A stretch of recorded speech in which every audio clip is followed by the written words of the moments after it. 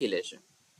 બાળકોની વિચારવાની રીત મોટા માણસો કરતા અલગ હોય છે. આપણે સૌ જાણીએ છીએ કે બાળકો જે રીતે વિચારે છે તે રીત શું છે, મોટા માણસો વિચારે છે તેના કરતા અલગ હોય છે. પણ કઈ રીતે અલગ છે તે આપણે જોઈએ કે વિચારોની સંખ્યા તો સરખી જ છે, પણ શું છે, ગુણવત્તા જુદી છે. જેમ કે તમારી ઉંમર મિત્રો 22 વર્ષ છે, બરાબર, તો તમારા જે વિચારો છે એની સંખ્યા 500 છે, તો જે 5 વર્ષનું બાળક છે તેના પણ વિચારોની સંખ્યા મિત્રો 500 જ હશે, પણ ગુણવત્તા જુદી કઈ રીતે હશે? તમે ટેટટાટનું વિચારતા હશો, તમે તમારા ભવિષ્યનું વિચારતા હશો, જ્યારે બાળક શું વિચારતો હશો કે કાલે લેસન કરવું પડશે, અથવા તો કાલે ટીચર મને બોલે નહીં તો સારું, મારે ટ્યુશનને જવામાં મોડું થાય છે.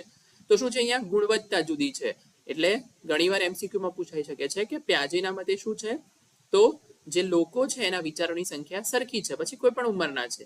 એક મગજમાં જેટલા વિચાર આવે છે તેટલા જ કોઈ બીજી વ્યક્તિ છે એના મગજમાં પણ આવે છે. એટલે ક્વોન્ટિટી, માત્રા શું છે, સરખી છે, જ્યારે ગુણવત્તા એટલે ક્વોલિટી